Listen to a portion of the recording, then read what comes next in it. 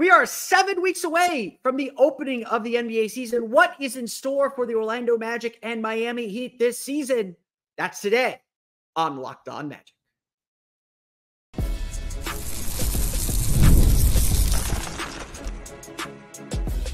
You are Locked On Magic, your daily Orlando Magic podcast. Part of the Locked On Podcast Network, your team every day. And you are indeed Locked On Magic. Today is September 5th, 2024. My name is Philip Rossman-Reich. I'm the senior writer over at OrlandoMagicDaily.com. Of course, follow me on Twitter at PhilipRR_OMD. On today's episode of Locked On Magic, we're going to chat with Wes Goldberg and David Ramil of Locked On Heat. Get the lowdown on what expectations the Heat have for their season, how the Magic stay in competition and ahead in the Southeast Division, and what the opening night game means for both teams. We're going to get to that coming up here in just a moment. But first, we want to thank you again for making Locked On Magic part of your day every day, no matter when you listen to us, whether it's first thing in the morning, whether it's right when we upload. We truly appreciate you making Locked On Magic part of your day every day. Remember, there's a great Locked On podcast covering every single team in the NBA. Just search for Locked On and the team you're looking for, the Locked On Podcast Network. It's your team every day. Today's episode of Locked On Magic is brought to you by our friends at FanDuel. Now through September 22nd, all FanDuel customers can bet $5 and get a 3-week free trial of NFL Sunday Ticket from YouTube and YouTube TV. Visit FanDuel.com to get started. As I mentioned, we are 7 weeks away. They're going to go by so fast, but we are 7 weeks away from the opening of the Orlando Magic's 36th season down at the Casillas Center in Miami. So like we've done over the last couple of years, I wanted to talk to our opening night opponent. We'll chat with Locked On Heat coming up. And for those of us listening on Locked On Magic, this is Philip Rossman-Reich. I am joined now by Locked On Heat's David Ramil and Wes Goldberg. It's a Florida party. How are you guys holding up down there? Good, man. Live partying here on 95, I guess.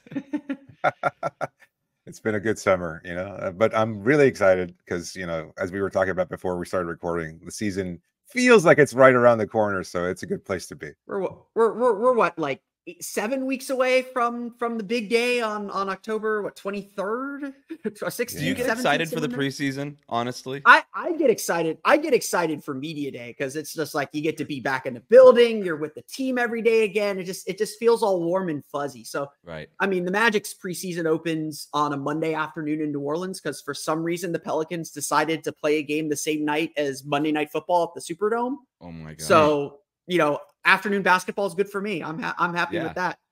But I wanted to bring you guys in because not only do the Magic and the Heat open their season against each other, which is a tradition unlike any other, but the Magic and Heat are probably two of the more interesting teams.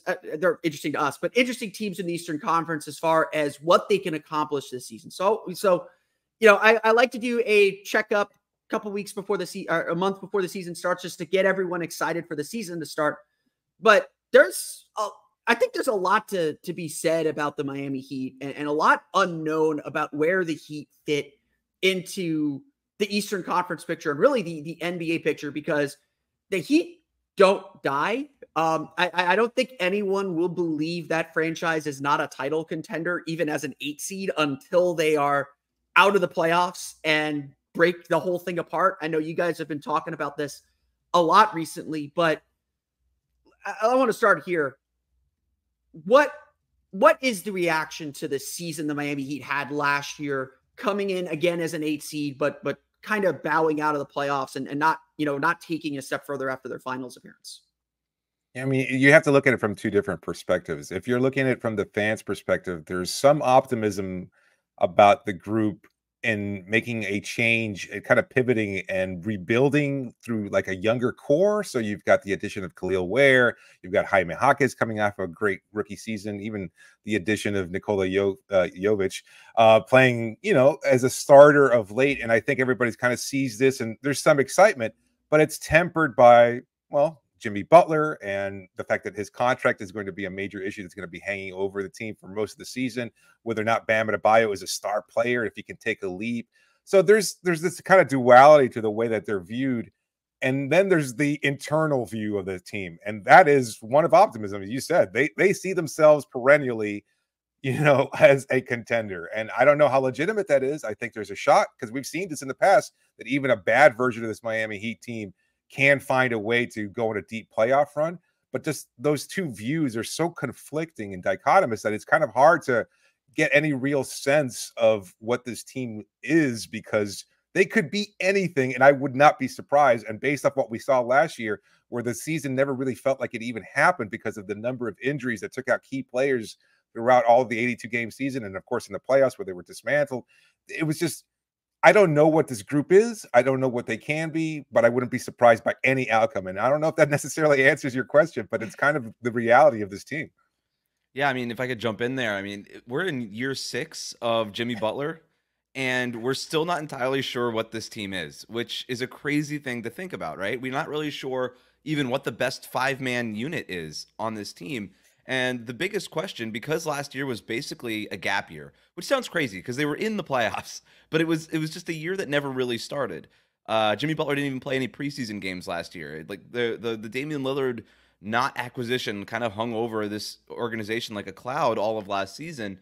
But is this team more the team that went to the 2023 finals, or is it more the team that looked older, smaller, and without chemistry last year? And I don't think anybody has the answer to that. Nobody does. And we're not going to know until a couple of months into the season here. So it's kind of fascinating to see, like, all right, is this team going to come out of the gate strong, unlike what they did last season? Are they going to be a little bit more engaged, a little bit more motivated in the regular season after this whole narrative of, oh, the Heat figured out that the regular season doesn't matter, which was always a trash take. Like, that never made any sense. Yeah, it'll be really interesting to see how they approach it. Wes, I know David mentioned this with Jimmy Butler's contract extension, but the life cycle, the Heat have kind of withstood the life cycle of team building, the constant cycle of you rebuild, find a star, grow into a playoff team falls apart, they fall short, fall apart, tweaks are made, they have to start back from scratch. The Heat haven't really started from scratch maybe since the Michael Beasley draft, I want to say, since they got the number 2 pick in that draft. Is this a make or break season for the Heat? Do they have to show that path to the future this season with results, or things are going to change dramatically? I mean, not like Eric Spoelstra being fired or Pat Riley being fired, but like change dramatically on the court.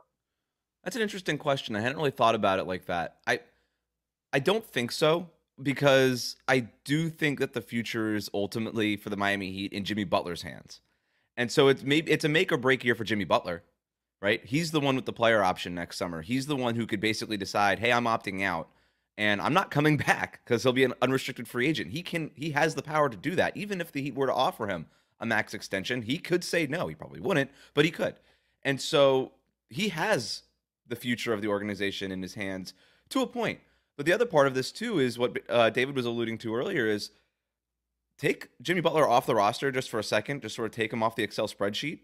And this team is young and built through the draft. It's Bam, Tyler Hero, Nikola Jovic, Jaime Jaquez, Khalil Ware, Duncan Robinson, who was an undrafted free. Like this is like when we talk about like building a team the right way, which there is no right way to build a team, but people like to say you build a team through the draft. This team has been built through the draft, except for Jimmy Butler for the most part. And it's the Heat superpower. It really is now, right? Which is crazy. And so, if Jimmy Butler does opt out and walk away and goes somewhere else, that is probably the worst case scenario, losing Jimmy Butler for nothing. But at the same time, they still have an all-NBA caliber player in Bam Adebayo to build around. They still have a number of young players who they really like. It would be a step back, no doubt about it. But it wouldn't be starting from scratch either. Yeah. So go ahead, David. No. Yeah, I wouldn't see it as a make or break year either, because it's just, you kind of just have to reset. And as Wes was saying, there's still enough young players on this roster where you can kind of look to a positive future. But I don't know that there's necessarily a plan to counter this, because I think everybody had expected that Jimmy would retire as a Heat player, and now that seems more dubious than ever. And if he is, if he does depart and leave the team, I don't know that there's a plan for replacing a player like that, but I imagine they would immediately pivot and focus on making this Bam's team, and then kind of having him be the key recruiter as the centerpiece of this organization. And we've seen between his work as an all-star and of course with Team USA that he has that kind of influence around the league. If anything, if there was something in Miami's favor in possibly acquiring Damian Lillard, it was the fact that Bam Adebayo was on its roster and he was such a good friend with Lillard that they had met through Team USA. And so when you're looking beyond this year, I don't know if you could look at this year as a make or break year, but at the same time, I don't know that there's a plan for the future, although I would guess it would be somewhat optimistic, although as Wes said, they would take a step back too. We've always known the Heat as a team that gets involved in a lot of those big deals. Like Pat Riley has always been someone that has been able to execute those big time trades. The Heat were kind of quiet this offseason. They obviously made a relatively big deal getting Terry Rozier. I mean, a smaller scale deal getting Terry Rozier last summer or last winter. But did the Heat do enough? Are they just really invested in seeing their young players grow despite maybe the urgency with Jimmy Butler? Did they do enough, in your opinion, to get them back to get them back to a level where they're comfortable? So David and I disagree on this on our show all the time. So this is an interesting question. My answer is no, they didn't do enough. I don't know that they won't have had done enough, but the way I explain this is all we have right now is everybody says, well, this is the best team in the East on paper. Well, all we have right now is paper. That's all we have to judge anything by. And you look on paper, this team is not as good as the Celtics. It is not as good as the Sixers. It is not as good as the Knicks. I'm not sure it's as good as the Pacers. I don't know if it's as good as the Cavs on paper. And so based on that, no, they did not do enough. Not even close. All they did was add Alec Burks, and I like Alec Burks just fine. I don't even know if that guy's going to be in the every night rotation for this Heat team. So, no, they didn't do enough. They wanted to do more. We know they wanted to do more. They wanted Donovan Mitchell. That never happened. They even chased DeMar DeRozan. That couldn't happen. They tried to do more, and they didn't do it. So, no, they didn't do enough. But I know David disagrees with me.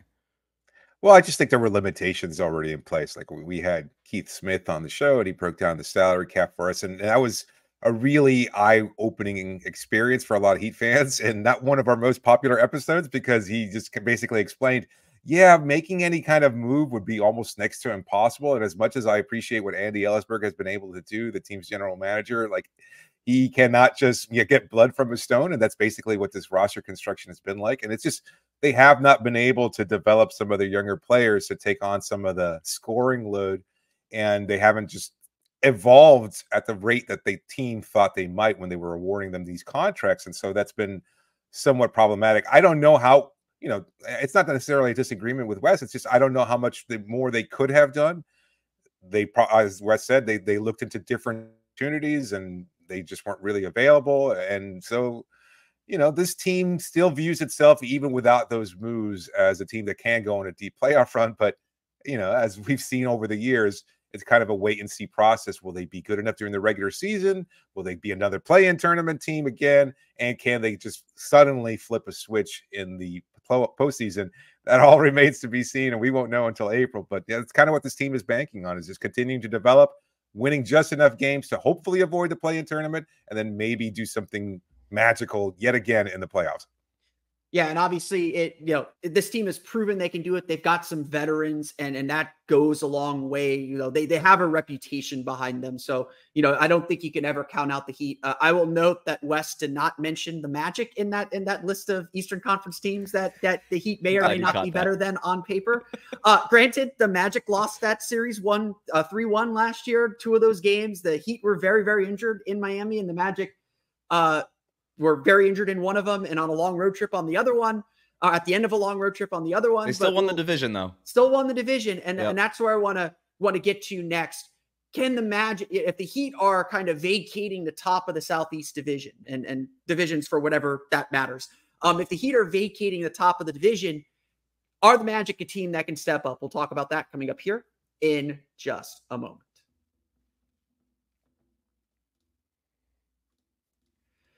But first, today's episode of Locked On Magic is brought to you by our friends over at FanDuel. You've heard us talk a lot about FanDuel, America's #1 sportsbook. Well, we have something a little different for you. Now through September 22nd, all FanDuel customers can bet $5 and get a 3-week free trial of NFL Sunday Ticket from YouTube and YouTube TV. Then with a YouTube TV base plan, you'll be able to watch every regular season Sunday afternoon out-of-market game.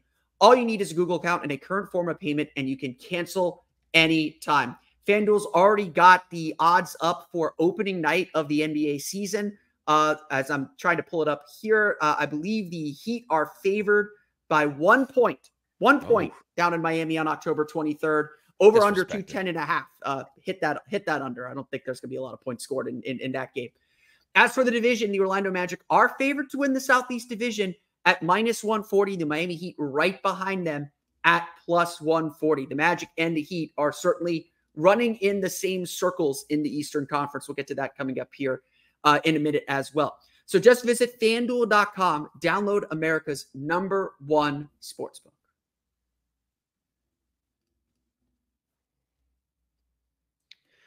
This is Philip Rossman-Reich of Locked On Magic, joined by David Ramil and Wes Goldberg of Locked On Heat. A little Florida get-together here as we get ready for the Orlando Magic and Miami Heat to open the season up down at Casillas Center in Miami in about 7 weeks. These two teams are obviously really, really interesting. They're in the same division. They're kind of battling for the same territory, if that even matters anymore.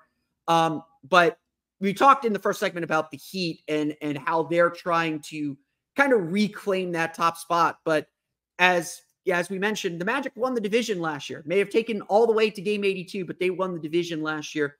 They add Kentavious Caldwell-Pope. It really feels like this is their chance to step up in the Southeast. Before you maybe fire some questions at me, what are your guys' kind of feelings or perception of the Magic as an outsider? I love the offseason that they had. I love doubling down on what you did well already. I was a little, and this is one of the questions I want to ask you, but I was a little fearful that they would kind of allocate way too many resources on a ball handler, a scoring kind of guard. I'm glad they didn't, even though that was sort of like the checked team need, like you looked at in all the offseason previews for the Magic. No, they just said, hey, look, our best stretch last year was when we put Gary Harris in the starting lineup. Gary Harris in a vacuum is not a terribly great NBA player anymore. Let's go get the best version of Gary Harris. Let's go get Kentavious Caldwell-Pope. And then they re-signed Gary Harris to be the new Gary Harris backup. So I like the offseason. I like re-signing the centers. They didn't make that big move.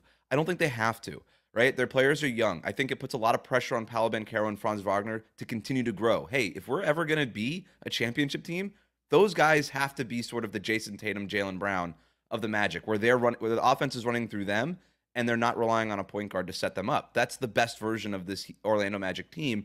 So I like that they had realistic expectations for themselves. I like that they re-signed a bunch of their own guys, because I remember talking with you in Miami last year, and you were talking about like the vibes around the locker room, and you're like, this team loves each other. All right, that's something. That ain't nothing. You want to keep the good vibes going, and KCP is one of those good vibes guys. He's going to come in and just like increase the vibe quantity by a large margin. So I liked it, and this team, because they re-signed their guys to chunky contracts, is positioned to make some sort of deal within the next 2 or 3 years that really does help them and move the needle. But they're not rushing to make a deal just to do a deal. They're probably just going to wait for the right guy. I like everything going on in Orlando. It would not shock me if they won the Southeast Division again, but I'll throw it to David here. Yeah, it's hard to like what Orlando's doing when they lost Joe Ingles in the offseason, and that's such a huge blow. That's true. I mean, I will make that point in a little bit, I'm sure.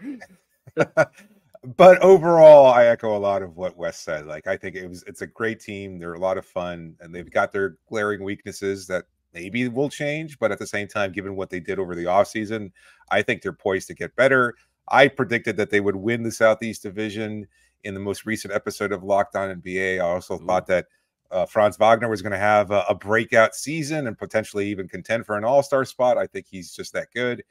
He's kind of underrated because it's been Orlando and just haven't gotten that kind of attention that they probably deserve. But they're a team that's been built well, and they've got great young players. They're a lot of fun. I mean, maybe it's overly simplistic to say the vibes are good, but you kind of like that when you're watching a team. And I think that's the fact that they have this young core together and that they're able to keep it and build on something. I mean, that Orlando Magic team has been through so much over the last 15, 20 years with so many different iterations to be able to kind of have this and achieve some success right away and be able to build on that success. We haven't seen that since the Shaquille O'Neal Hardaway days. So, I mean, this is a completely different version of that team, obviously, but it's a good place to be in for Orlando. So, yeah, I would say that they probably win the division, although you can't exactly count out Miami. If somehow Jimmy Butler is fully engaged and does everything he does, that could completely change things. And for as good as the Magic were last year, they finished, I think, only a game ahead of Miami in the standings. Isn't that funny? Is that the optimism, the perspective of oh wow, we won 47 games, we're bright future, everything's great. In Miami, we won 46 games. This team sucks. Blow it up. I hate Pat Riley. He's asleep at the wheel. It's just crazy how that changes. Philip, if I can ask you, yeah. When I talked about the not getting the point guard, the shooting guard, the scoring guard, whatever, I know Malik Monk was sort of a name. Anthony Simons was a name that was sort of bandied around by Magic fans. Where were you on all of that? Do you think they do you think they took the right approach to this? I think with the situation as it was, I think they ultimately did. I think there are a lot of Magic fans that wanted Anthony Simons because they're impressed with the scoring and like obviously like the Magic have not had an offense outside of the bottom 10 since Dwight Howard in 2012. Like it's been a very long. Yes. Oh my God. The Magic have been bottom 10 in offense every year since 2012. That's 12 years. That's 12 years. Yes. We don't score. Scoring is That's bad. 3 presidential terms. That's 3 presidential terms. Yes.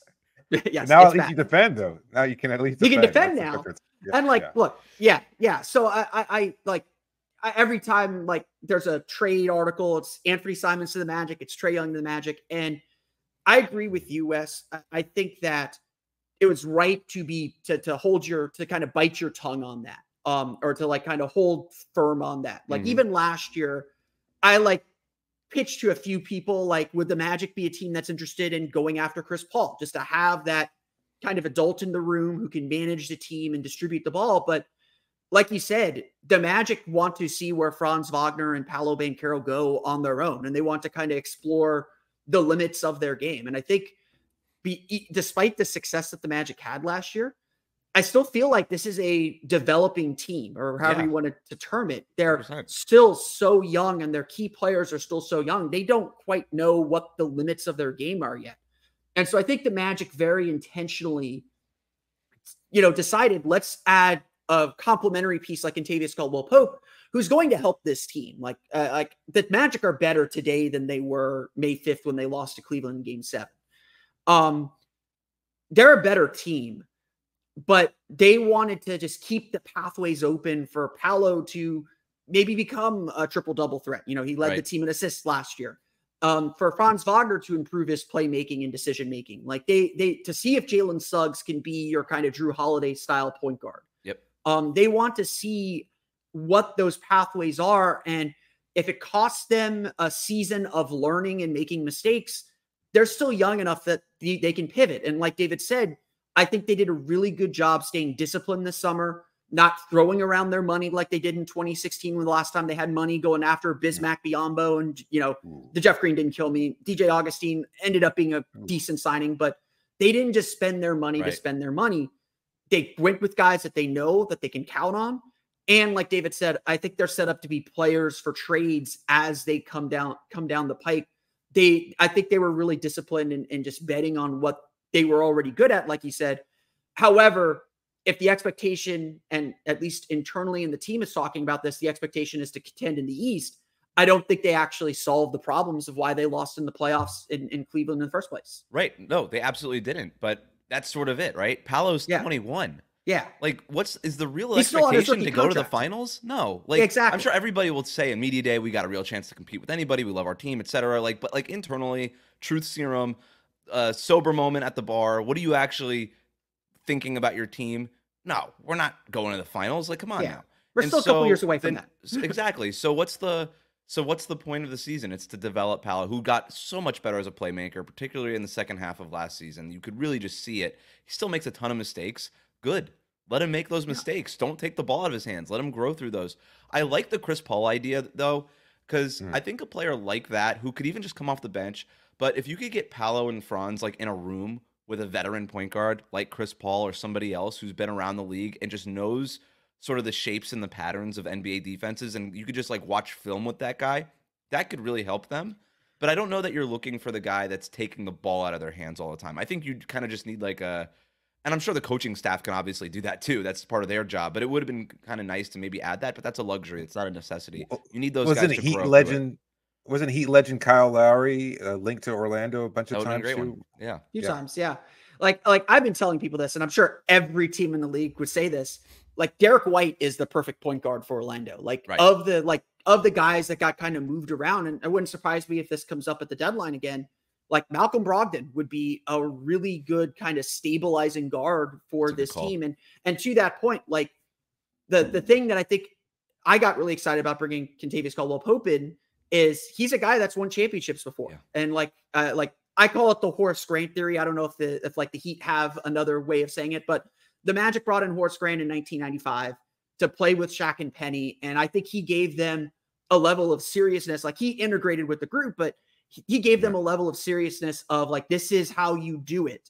Right. The Udonis Haslem. The Udonis Haslem of the Orlando Magic. And now the Kevin Love of the Miami Heat. Yeah. Exactly. Exactly. Right. You need guys that have been there. Yeah. Yep. And the Magic obviously didn't have that. Like I've kind of explained last season for the Magic as they're winning for the first time and it's just fun. Like nothing matters. There's no pressure. Yeah. They were a bunch of like freshmen in their dorm who didn't have like an RA, right? They were just like, we don't really know what the rules are, but it doesn't matter because we're having a good time and we're still getting A's on all the tests and it's all good. Exactly. But you do need an adult to just be like, yeah, you're not supposed to bring like live animals into your room. Like, don't do that, you know?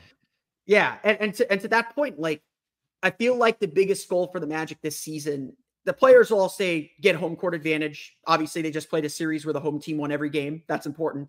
Get to the second round, compete for the conference title. I think the most important goal for the Magic is just prove you can do it again. Like we'll talk about the East on a larger scale in a minute here. The Magic are the one team in the East that made the playoffs last year, as I'm looking at my board with all the playoff teams, that hasn't proven they can do it year over year. And I think the consistency, which Miami is like the model, you know, like for better and for worse, the model of consistency in the East, that consistency is a skill that you have to learn because every season's different. Like, you know, you mentioned the Joe Ingles thing. Losing Joe Ingles and Markelle Fultz, like necessary, the right decisions, but Markelle Fultz is like really well respected in that locker room. And Markelle Fultz and Joe Ingles were the Magic's two best playmakers. Like I'm a little bit concerned about losing both of them. And what that could mean for the Magic because they're not a high pass team. Like they're not a team that moves the ball around a lot. Right. No, and like it's a little bit, it's a lesser version of like when the Celtics traded away Marcus Smart and they were like, well, now it's just on you, Tatum. It's just on you, Jaylen Brown. Like I'm so much a buyer in. You don't need to fix the issues that you got out of the playoffs if your best player is 21 years old. You just got to find ways to position your best player, your best young player, to get better. And I think that's what the Magic did. And I think in this era, like there's so many people who are like, oh, this was your problem. You're bottom 10 in offense for the last bazillion years. Like you got to fix that. And it's like, no. You got to have a plan. And the Magic have a plan. Yeah. And my freezing cold take is they will get out of the bottom 10 this year. I said it last year. It didn't happen. I think it's going to happen this year. Let's pivot then to the wider scope of the Eastern Conference and where these two teams fit. We'll talk a little bit about where the Magic and Heat are in the mess that is the Eastern Conference and the chaos that is the Eastern Conference. We'll get to that coming up here in just a moment.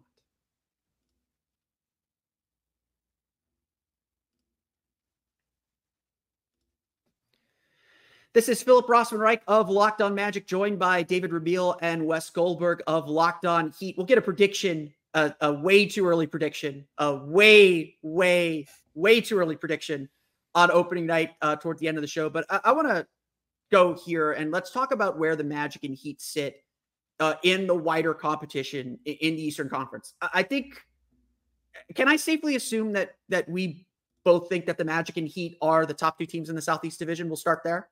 Yes. Yeah. Sorry. No offense. No offense to Atlanta. No offense to our friends. You can offend them. Offend them. Yeah. I mean, they're Atlanta. But the East is going to be super competitive again. You know, I think we've mentioned it here. the Magic entered the last day of the season needing to beat the Milwaukee Bucks, or they would have been heading to Miami to play a play-in game. Like like these teams were separated by one game.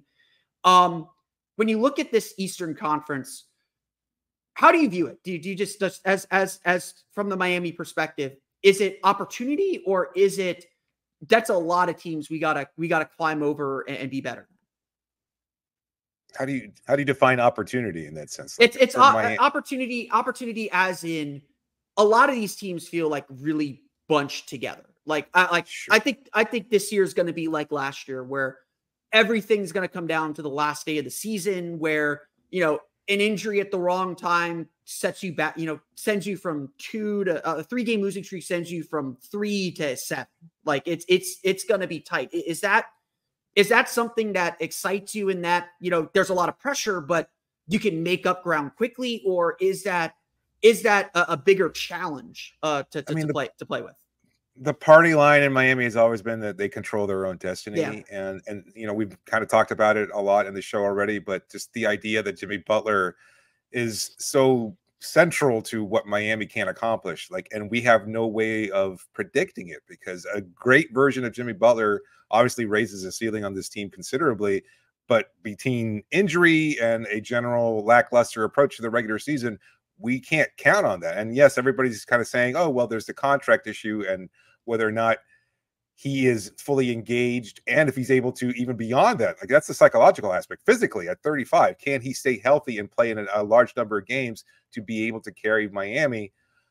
I think, given all those kind of factors, I think they'd like the fact that it would be somewhat close, because, again, maybe somewhat psychotically, they say, you know what, if we're close enough, we have an opportunity. If we have an opportunity, that's all we need. And that's just the way that this team kind of views itself. So I think from the fans' perspective, they would disagree with that perspective. They would want to win 60-something games and have a, cruise to an easy and fun regular season. But that's not how Miami sees it. So I think it benefits the team to a certain degree. And at the same time, I think they kind of like being at that advantage. The Heat don't want to be in the play-in tournament. We know that. They've been in the Yeah. play-in tournament for 2 sure. years in a row. So their goal is to be a top 6 team in the East. And I think they were really upset with how the general approach to the regular season went last year. So it's less about like what's our record and where we finish. As long as we're in the playoffs and not in the play-in tournament, I don't know that they necessarily care if they're 6 or 1 or whatever.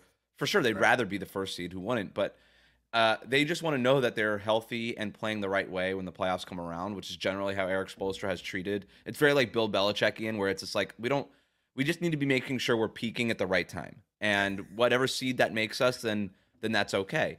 I do think in the East in general, I think we're going to have the same 10 teams in the playoff / play-in. There's a very clear bottom 5, right? With Brooklyn, Toronto, Charlotte, Washington, and Detroit finishing in that order last year. I think everything will be different in different orders, but I think it's going to basically be the same 10 teams in the play-in and in the playoffs, and the same 5 teams at the bottom, with maybe Charlotte challenging Atlanta or Chicago for that final playoff spot, play-in spot. But yeah, I think like you're mentioning, it's 1 game separating Miami from Orlando from the 8th to the 6th seed. It was 4 games separating them from the 2nd seed. It was 3 games separating them from the 3 seed. You know, like the East is pretty bunched up. But the way I look at it is there's a top tier in Boston. They're by themselves. They've earned that. They're by themselves. They are the favorites. The East goes through them. I think it's the Knicks, the Bucks, and the Sixers in a tier below them. And then I think it's a bigger tier of the Magic, the Pacers, the Heat, kind of the Cavs below that. And then it's kind of those play-in-ish bubble teams. And then it's the bad ones. Yeah, I'd agree with that. I mean, obviously there'll be some mixing and matching because, Joel Embiid may miss 20 games and who knows what Philadelphia looks like. And so maybe they fall to that 4 seed and someone sneaks up and grabs the 3 or the 2 or whatever the case may be. Like New York that's did not a guess on how the standings finish. I have no idea how that's, but those are just like qualitative rankings. I'd agree with that completely. And I think, it's new for Magic fans. But like every game is going to be important because the margins are going to be very narrow. The Magic talked about this the day after they lost Game 7. A lot of them said, if we had won those couple games in January that we dropped because we were tired or because, we were dealing with the illnesses and we just kind of brushed those off in January, we would have been the 2 seed. Maybe that wouldn't have been a good thing because Philadelphia is a bad matchup for them. But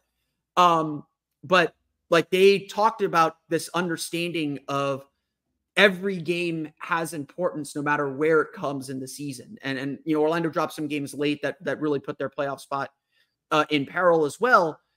That's something you can only learn by experiencing it. And so I think a more experienced Magic team is going to be better prepared. Obviously, like Philadelphia, I think probably made the biggest move of the offseason. I think they're going, and depending on Embiid's health, obviously, they're going to be the biggest kind of riser in the Eastern Conference, at least standings wise. And that's going to push, rejumble the puzzle a little bit. It's just, go ahead. No, I was gonna say it's a fun attitude to hear you describe that Magic team kind of put such the regular season and maybe doesn't necessarily. You can see the product out on the floor, and again with injury last year in particular, and then the fact that Jimmy just has been disengaged at times, and you can visibly see it, like the understanding that every regular season counts and that they're viewing it as an opportunity for continued growth and development. It's a departure from what the overall attitude in Miami has been of late. But it has to be, doesn't it? Like I would argue that the Heat can't afford to kind of take a laissez-faire attitude to the first 2 months of the season because that screwed them at the end. That's why they were in the play-in mix in the first place. So I think that they maybe they were kind of like high on their own supply a little bit in terms of like, we proved that the regular season doesn't matter. We made the finals as an 8 seed. Like, look at us do it again. And it's like, no, dude, that happened literally once ever in NBA history. I know you just did it, but the chances of it happening twice in a row are minuscule, and it's just not the right way. And by the way, you didn't win the championship either, which is the goal. You lost in 5 games to the Nuggets, so you got to be better. You got to treat the regular season differently. And they were the 1 seed in 2022. Like, this isn't a team that's averse to being a top seed in the East. They could do it. Right. They know how to do it. They have done it. They got to. I don't know if they'll be the 1 seed again. I would highly doubt it, but they got to be better than what they've been the last 2 years. And it's tough to flip that switch, especially like Heat are a young team, like you said, but their top player, Jimmy Butler, is getting older. And it's it's a great way to do it. Put money on the line. Put money on the line. Contract year for Jimmy Butler. Contract year. That's I think the fear. That's a around great way to flip that switch. Yep. That's the fear around the league. Let's end with this. Let's get the bigger perspective of our teams. Obviously play opening night. It's opening night. Anything can happen. What do you want to see from the Heat on opening night when the Magic come to the Kaseya Center? I know my answer. Go ahead, David. Is it too early to say that? No, I know exactly what I want to see. You want me to go first? I want to see Jimmy Butler out there. I want to see him lead the team and kind of carrying it and just setting the tone early on that he believes in this team again and that he's putting a lot of stock in each and every game that he's going to be available for. So that's what I'd like to see. I want to see Jimmy score 36 points. That's what I want to see. Just go out, score 30 plus. Let's do it. The high that you didn't have last year. Let's go. That's gonna hurt my Franz Wagner for all defensive team narrative that I'm going for. He'll have 81 games to bounce back from it. From the Magic perspective, like the Heat are the team that the Magic are still measuring up against. I know that they beat them last year, and I know that they beat them in the standings last year, but I could say this, like when the Magic were rebuilding, the Heat were always that hill that they struggled to climb. And every time they beat the Heat, whether it's because Heat fans invaded the Amway Center at the time, those games felt big. And I think what I want to see from the Magic in game 1 of 82, I want to see them not back down. And it's not that they backed down last year, but they dropped 2 games against the Heat that they probably should have won. With the injuries that Miami had at the time. One game in Miami, Orlando was really, really sick. I remember watching Jalen Suggs like grabbing tissue paper on the sideline. He didn't play at all in the second half. The second game, they were literally coming off of a long road trip. I remember I was talking to one of the Magic's PR people as they walked into the building, and I said, "Hey, you guys excited to be home?" And he's like, "Today's the first day that we really felt this road trip." And I was like, "Oh, it's going to be one of those games." Those games happen. There's schedule losses on the schedule. Every team has 2 or 3 of them. So I want to see Orlando go down to Miami, And I want to see them not flinch. Whether that means they win or they lose, I don't know. But I want to see them like kind of show Miami like, hey, we run this division now. Like this is our state. This is our place. They need to make that kind of a statement early. That probably does mean they need to win, but I want them to play Miami's game, play that kind of gritty defensive style, which is how they play anyway, and show the league on opening night like, hey, we're here. This isn't some fluke from us from last year. Yeah, I don't think we'll hear any little brother. I don't think we'll hear any. We won't hear any "Let's Go Magic" chants at Kaseya Center. I will say this. I was surprised by how many Magic fans were in the building. It wasn't quite like the Heat come to the Kia Center and fill the building. They didn't as much last year because the Magic are better now. But I was genuinely surprised how many Magic fans were in the building. Like they weren't like loud and cheering and making cheering sections, but opening night's going to be wild. I hope to see you guys down there. Should be a good time. For my listeners, David and Wes, where can everyone find you if they want to hate watch the Heat? Check out Locked On Heat. It's available on all the same places Locked On Magic is available. Yeah, exactly. And of course, you can check out Wes and David as well on Locked On NBA, which I forgot to trailer early on, which I may get yelled at for later. You can of course find me on Locked On Magic as well. Find my writing as well at Orlando Magic Daily. David and Wes, until the start of the season, I'll see you down in Miami, and of course we'll see you in the Eastern Conference Finals as well. Yes, sir. Yeah, let's do it.